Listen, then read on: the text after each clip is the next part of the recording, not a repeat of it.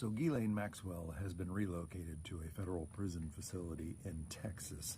And given the way that Republican politics work here and the way that Texas is working hard to cover for Donald Trump and help him with the midterms, in case you haven't heard about the gerrymandering, I'll talk about that in a second. I imagine she'll turn up missing and someone will spot her on a yacht in the south of France, is my guess. I think we all know that Trump was neck deep in the, there's no other way to say it, sex trafficking of young children.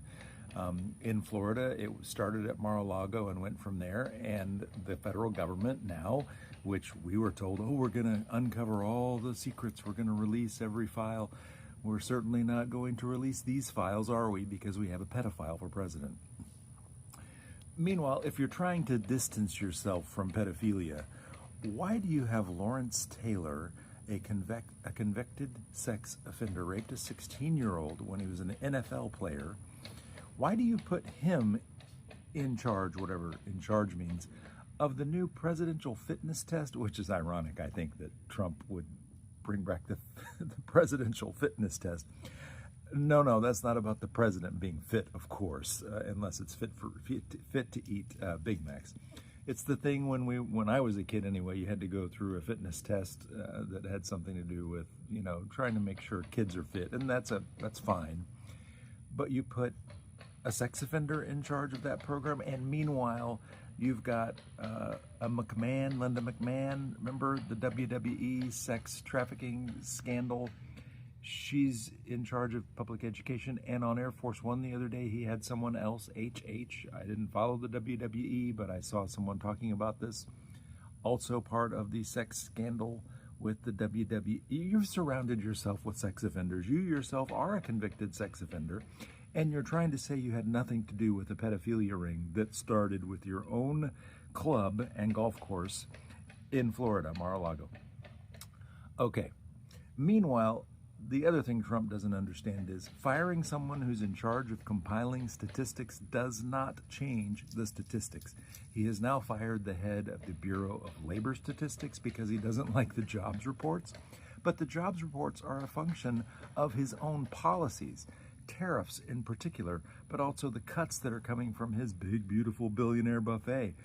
The number one area where jobs have been lost in the last 3 months is healthcare.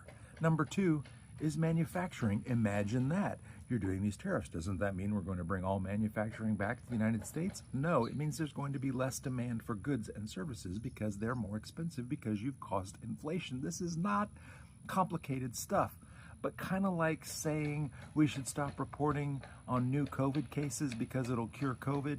Now you're firing the head of the Bureau of Labor Statistics because you think if you change the statistics, it changes the facts, and it does not. Just ask the stock market yesterday. That's not how any of that stuff works. And finally, we did learn that the Bureau, big, beautiful billionaire buffet does have a back door through it that will allow Republicans in Congress to do what they've been wanting to do for years, which is privatize Social Security, turn it over to some big corporate buddies who will then funnel a bunch of money to all their Republican, cronies, and then much of that money will just be gone and we won't know where it is. Think Enron, right? That's how things work. Anyway, we'd all love to spend the weekend not thinking about Ghislaine Maxwell and 13-year-old girls being prostituted out to rich men who later become president. But I'm afraid if that's what it takes to get rid of this entire mess that's happening in Washington, $200 million for a new, oh my God, addition to you've got to be kidding me, while people are losing their jobs. That's great messaging. That's great optics. We need a president who understands what the job entails. As always, thanks for watching. I'm Bill. I'm a college professor in Dallas, Texas. Have a good weekend.